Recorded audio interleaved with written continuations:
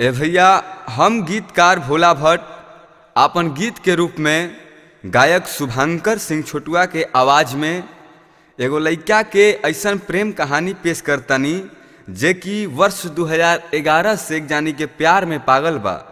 कई दिन से अपन प्यार की इजहार कल चाहता लेकिन हिम्मत नहीं जुटा पावत। अंतिम में 1 जनवरी 2012 के दिन जाके वो अपन प्यार के इजहार ओह लड़की से कर देता। आ कैसे करता ली सुनी।